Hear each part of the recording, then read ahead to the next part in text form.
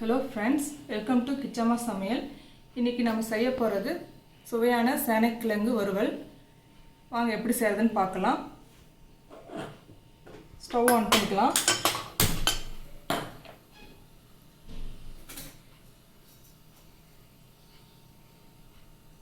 ஒரு லிட்டர் அளவுக்கு தண்ணி ஊற்றிக்கலாம்.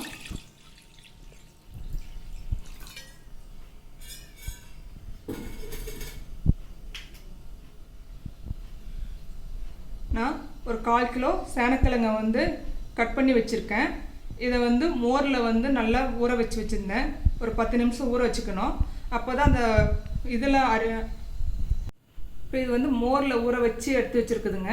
இது எதுக்காக அந்த மோரில் ஊற வைக்கிறதுனாக்கா நாக்கெல்லாம் நமன்னு பிடிக்கும். அதுக்காக தான் நான் ஊற வச்சுருக்கேன். ஒரு 10 நிமிஷம் ஊற வச்சுட்டு க்ளீன் பண்ணி அதை வாஷ் பண்ணி வச்சுக்கோங்க. இப்போ இதை வேக வச்சுக்கலாம். ஒரு 1/2 பாயில் வேக வச்சுக்கலாம்.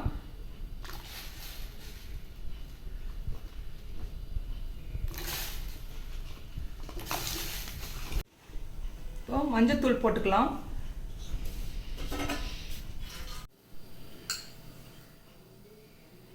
சால்ட்டு, இதுக்கு தேவையான சால்ட்டு போட்டுக்கிறேன்.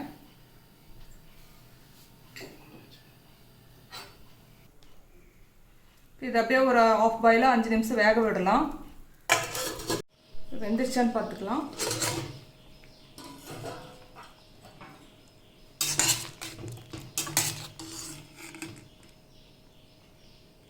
வெந்துருச்சுங்க. இப்போ இதை எடுத்து ஸ்ட்ரெயின் பண்ணிக்கலாம்.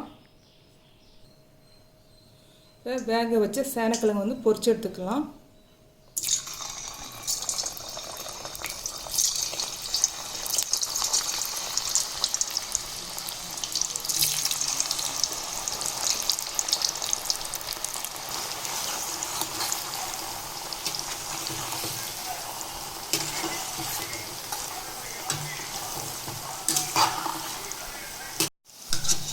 எண்ணெயில் பொரிச்சாச்சுங்க.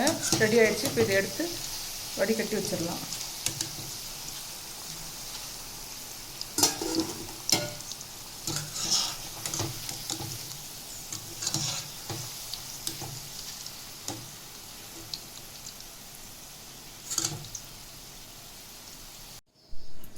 இப்போ கடாயில் எண்ணெய் விட்டாச்சுங்க.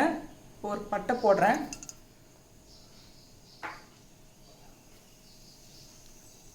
அடுத்தது லவங்க 4,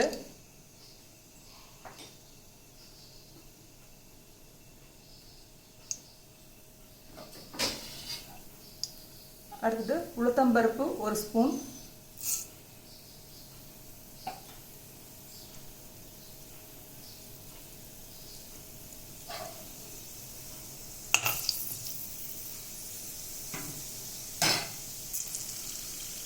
சோம்பு 1 ஸ்பூன்,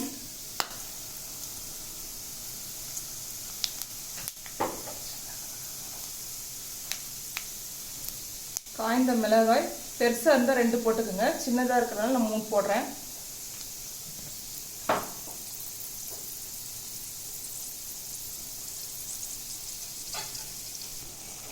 இந்த மெஷர்மெண்ட்டில் நான் 1/4 கிலோவுக்கு போட்டிருக்கேங்க. இப்போ கருவேப்பிலை போட்டுக்கலாம்.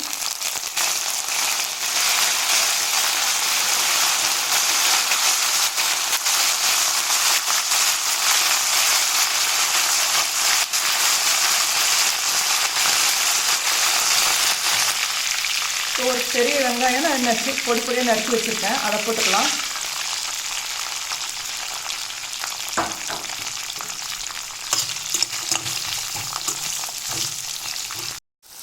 ஆனியன் நல்லா வதங்கிடுச்சுங்க.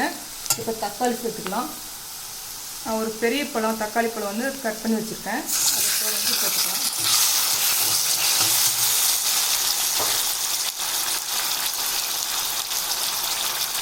தக்காளி வணங்குறதுக்கு உப்பு சேர்த்துக்கலாம்.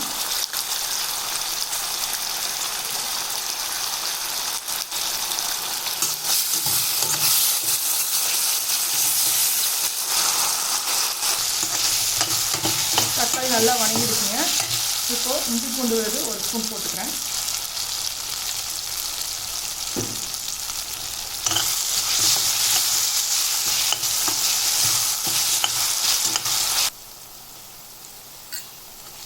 தக்காளி நல்லா வணங்கிடுச்சு.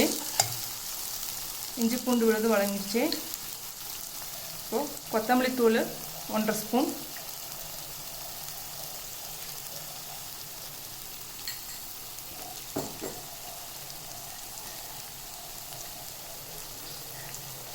ரெட் சில்லி பவுடர் 1 ஸ்பூன்,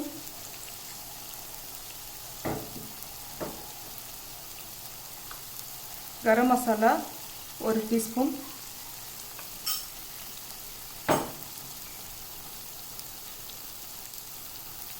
மஞ்சள்தூள் தேவையான அளவு,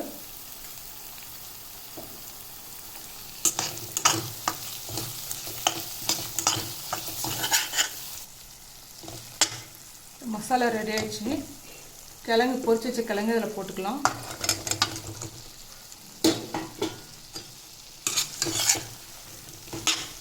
இந்த மசாலாவில் கிழங்கு அப்படியே நல்லா பிளெண்ட் ஆகுங்க. ஒரு 1/4 டம்ளர் தண்ணி விட்டுக்கலாம், ரொம்ப விட்டுறாதீங்க. இது அப்படியே அந்த கிழங்குல ஃப்ரை ரெடி ஆயிடுச்சுங்க. இப்போ கொத்தமல்லி தழை தூவிக்கலாம்.